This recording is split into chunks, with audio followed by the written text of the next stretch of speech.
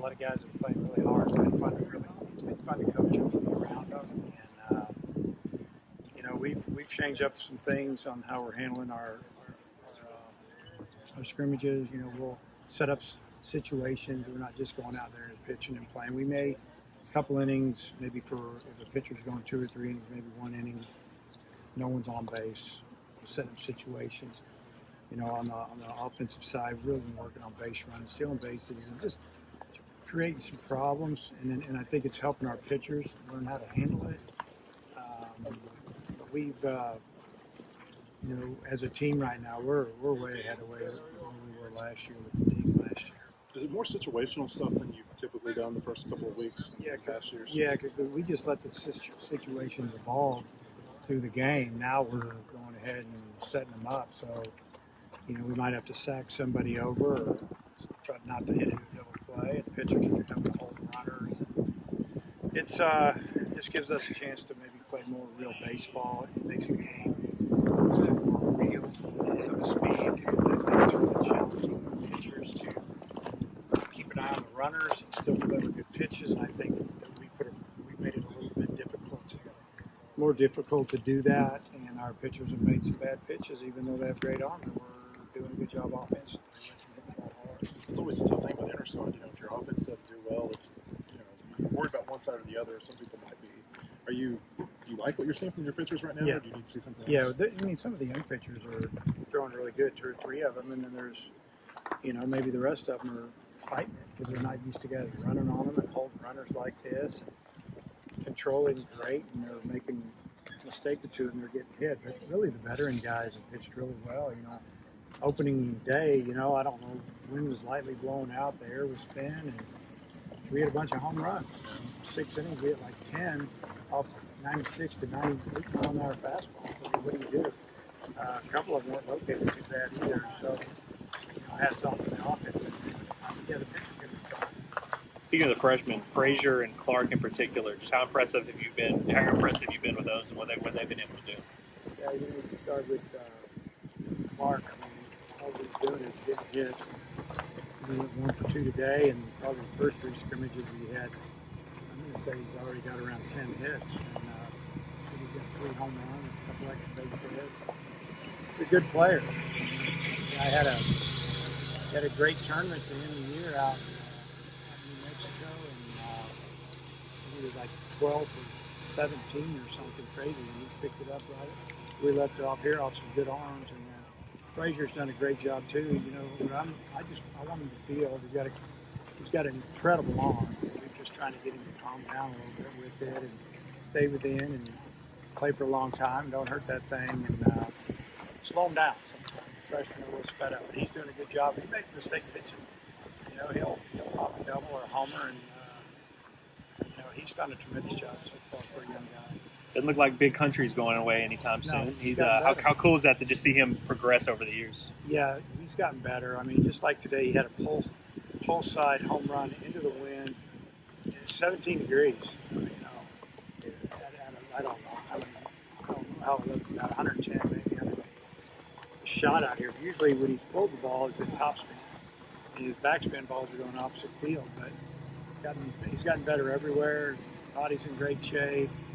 Gained a lot of experience this summer, and I'm sure a lot of confidence. So it's exciting to see him. He can play third also. Seems like Iredale just can't stop hitting right now. Just how impressive was it to firstly get him to campus and what you've seen from him so far? Yeah, he's a guy we didn't think we'd get here. A lot of the junior college guys, if they get offered, they're going to take it.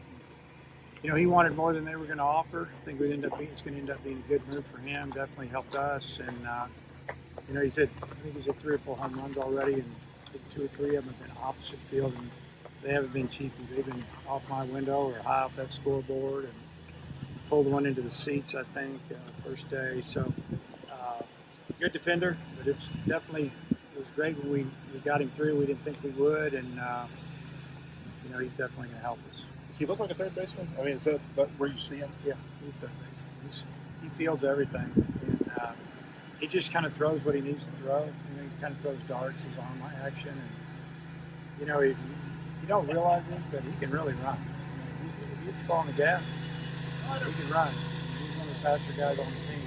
And, They didn't ask him to do that if he didn't call because he hit for an average. He had home runs. We're teaching him how to run a little bit and do some things, and I think we're going to help him. How's Hunter Dietz?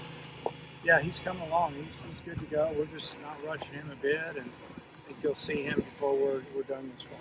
I meant Fisher and his run. Yeah, he's ahead of schedule too. You know, he had that internal race, so we're hoping that he's ready for the season. Any other injuries you're dealing with right now? Maybe one, but I don't think I can talk about it right now. But it's, you know, you know, I think they'll say elbows bother him. You might be hearing something about that. Just, you know, that's what slowed him down last year and took him out. Looks like it's not getting better. It's good to see Landon out there today. I don't know, I can't pronounce his last name, but Landon, the big I just lefty. call him Landon.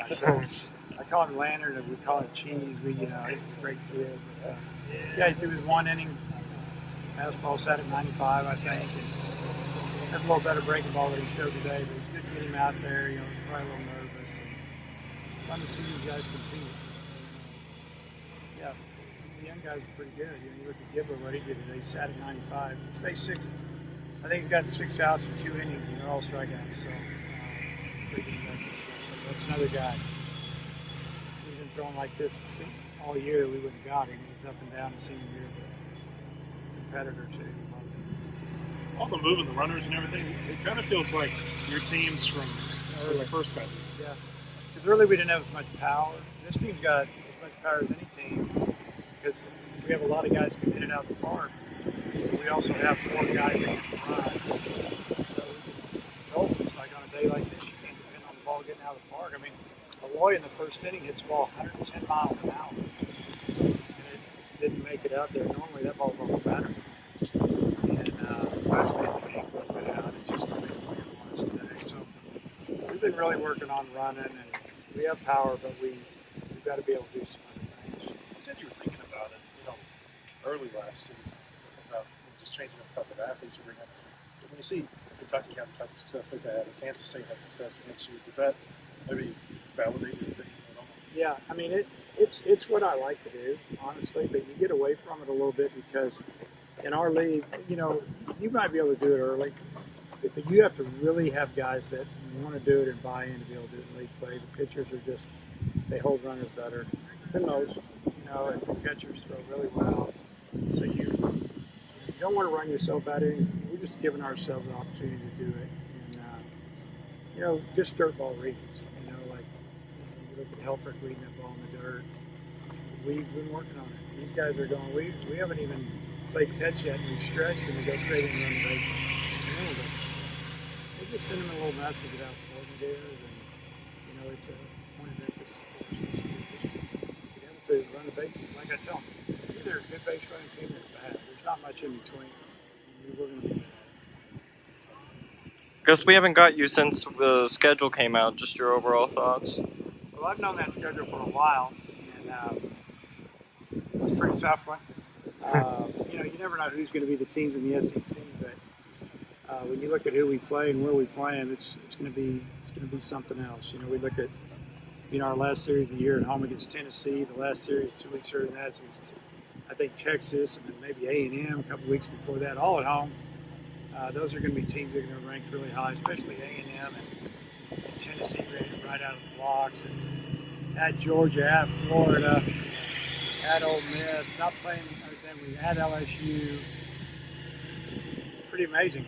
And I think, if we do what we think we're going to do, I don't think there's enough seats in this place.